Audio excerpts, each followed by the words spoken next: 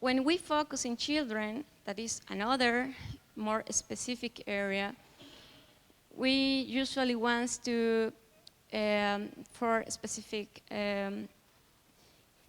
we are focusing 4 points: cognitive stimulation, social skills, psycho-emotional development, and values and spiritual issues also is possible. I'm going to explain a little bit how we are doing. So the first one, cognitive stimulation. The garden give us the opportunity to stimulate organizational and planning capacity. Every garden needs a little bit of planification. You cannot plant wherever you want and grows alone. No, you have to think, imagine, what do you want to see, where is this, where is that, and that is planning.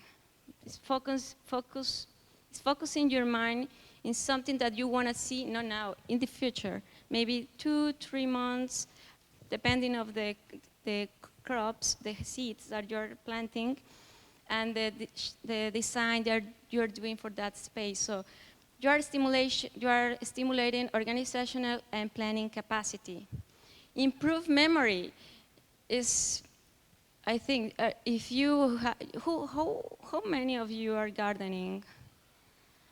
So you know what I mean when you are planting something. If you are not careful and put signs and names, you forget what you did 2 months ago and what is growing there. So improve the memory is a really, really a true process that is stimulating in gardening.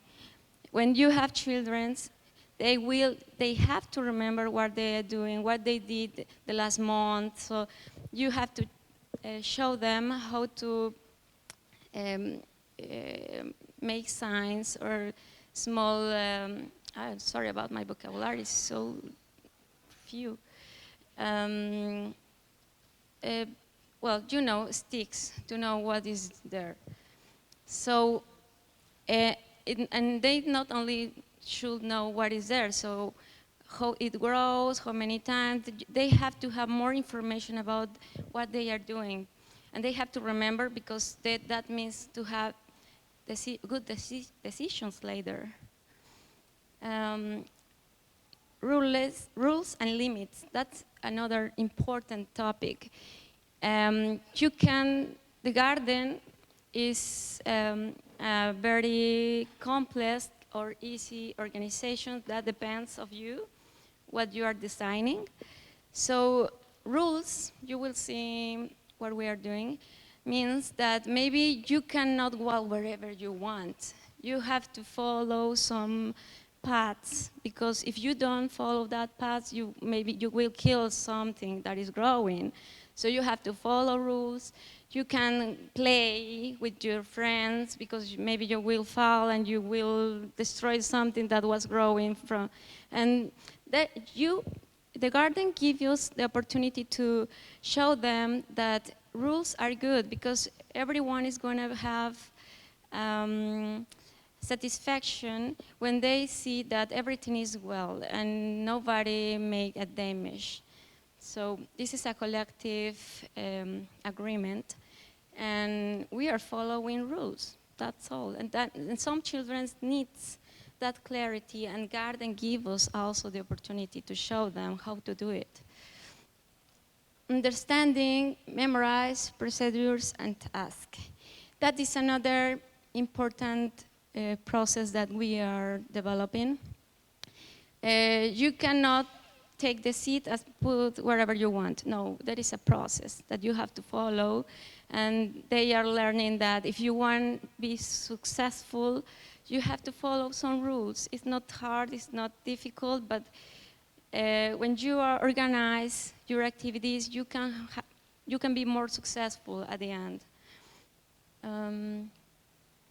And developing the ability to transmit knowledge is something that we are adding to this list, because we are trying to the children develop more abilities, more communication abilities.